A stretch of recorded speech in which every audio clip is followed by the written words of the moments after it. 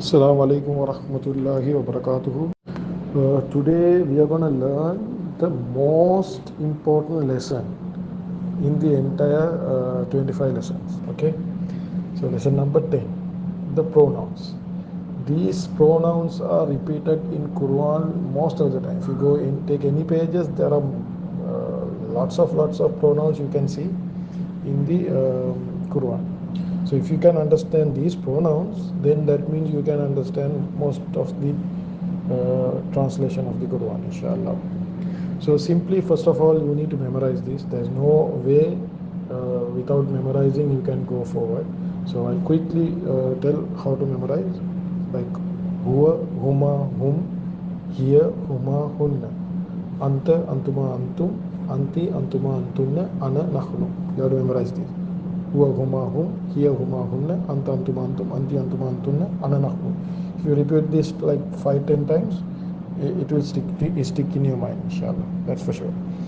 So okay, just memorizing is not enough. You need to understand what it means. Okay, so huwa mean he, huma mean both of them, hum mean them, they. Because in Arabic, as I said, in English we have singular and plural. Singular is huwa, plural is hum. But in Arabic there is a pair as well, so that's why there is both of them also mentioned, that is huma. So huwa, huma, hum. Huwa mean he, huma mean both of them, hum mean they. Here mean she, huma mean both of them female. The same, you can, huma can be used for female and male. That's why when you're memorize in this order, so it is easy. Then hunna is exclusively used for female. That means they, but female. But English we don't have that version. But Arabic there is a version for they, which is exclusive for female, which is called hunna. So all these 6 words are third person. That means we are calling someone who is not near. He is somewhere, he is somewhere else, they are somewhere else, they are not in front of you. Okay, so other 6 is you are talking to someone in front of you, like someone close to you. That is called second person.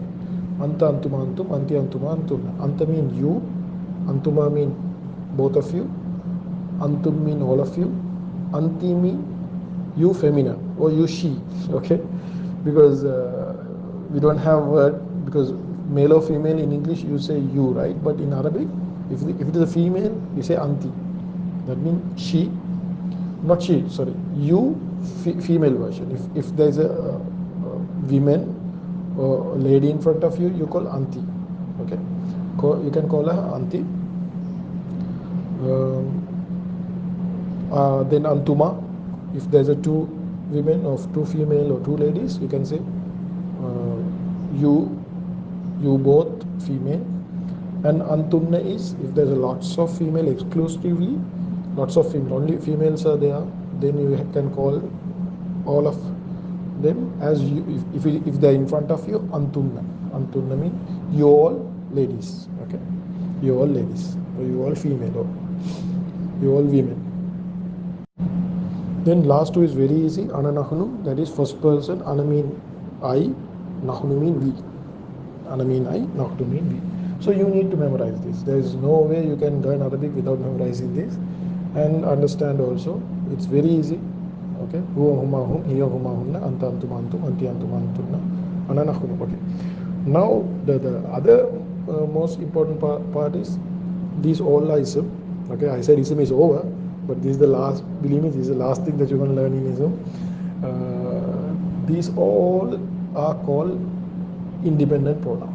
Okay, though all these pronouns are comes independent. Okay, so, and also all these pronouns are rafa. If you see huwa in Quran, you don't have to think twice, it is rafa, for sure it is rafa. Okay, now, but then there is an attached pronouns, which is comes as nasib or jar. Okay, so attached pronouns is something, it's always attached to a word. It will not come as independent. It will not, you cannot see it as independent. So it always comes as a attached. So what are they? So each of these independent pronoun has an attached pronoun. If you see this picture, you can see whoa, the meaning is mentioned up, okay, and he, and down you can see the attached version, uh, which is who or he, who or he. So the who attached version is who or he.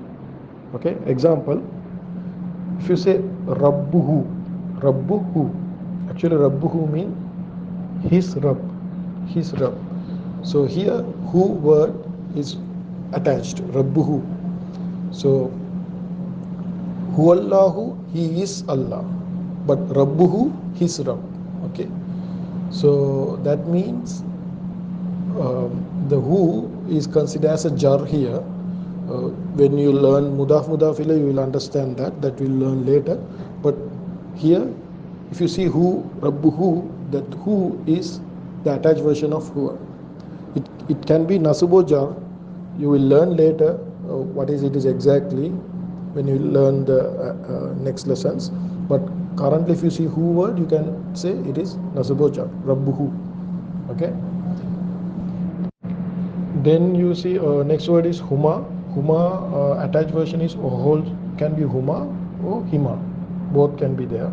Huwa, it can be who or he. It depends on the way it is attached. You can the both are there. It doesn't mean who is nasab, he is jar. It doesn't mean like that. Who and he, if you see attached, it can be who can be nasab jar and he can be nasab jar. So it can be anything. The way of pronunciation, for the easy pronunciation, you can see who or he in the Quran. But if you say who or he, that means attached version of huwa, and it can be nasaboja. That you have to remember. That's the only thing you have to remember. Huma attached version is huma, and hima also there. And whom attached version is whom or him. Okay. In Surah Fatiha you will find this an'amta alayhim, upon them, attached version. Ghairil maghdubi alayhim, see, him is there. So rabbuhum mean their Rabb. Okay, an'amta alayhim mean upon them. So those are the attached version. Here attached version is ha. Say rabbuha mean her Rabb. Okay. Then huma attached version is again huma and hima, and hunna attached version is hunna or hinna. Okay. Then anta attached version is kha. So example, rabbuka mean your Rabb. Rabbuhu mean his Rabb. Rabbuka mean your Rabb. See, just put the attached version, then you can get the meaning. Antuma attached version is kuma. Antum attached version is kum. Anti attached version is ki. Antuma attached version is kuma. Antunna attached version is kunna. Okay, so there's easy method to remember that. That is, say example, anta, antuma, antum, anti, antuma, antunna, right? So what you have to do is remember only the last word. See, anta is the, tuma, tum, ti, tuma, tunna. So remove the the and replace with ka, you will get the attached version. Say anta, last word is the change it to ka, then attached version is ka. Tuma, remove the the, put the ka, kuma. Antum, tum, remove the the, put the ka, kum. Anti, ki, ti become ki, tuma become kuma, and tunna become kunna. So that's very easy to convert. So if you remember the independent pronoun, just replace the with the ka, you will get the attached version. And finally, ana nahnu. Ana mean ana attached version is na o ni. Na o i. Okay. This sorry, not na o ni. Nahnu attached version is ni o i. Ni o i. Okay.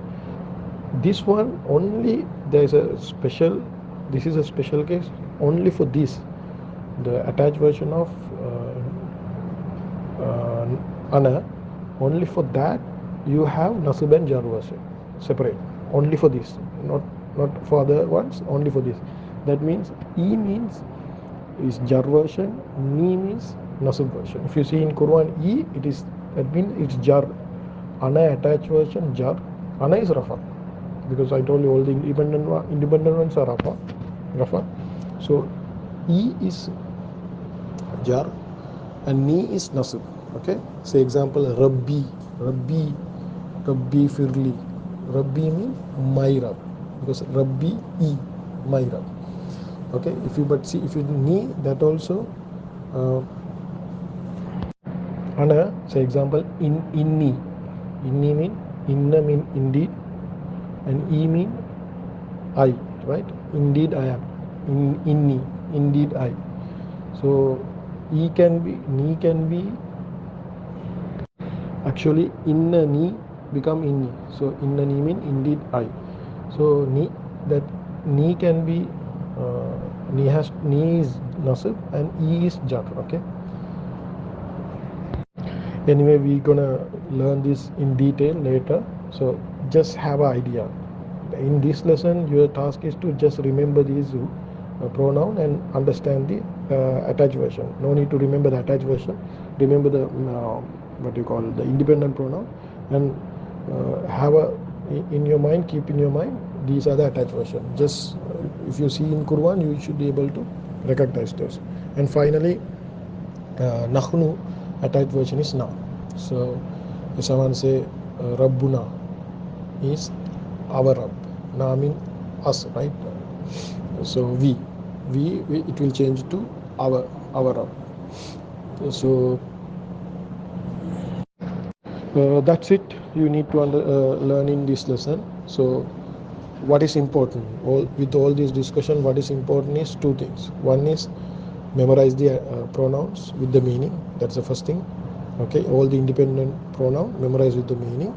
And second thing is remember there is a attached version for each, and over the period of time you will remember the attached version.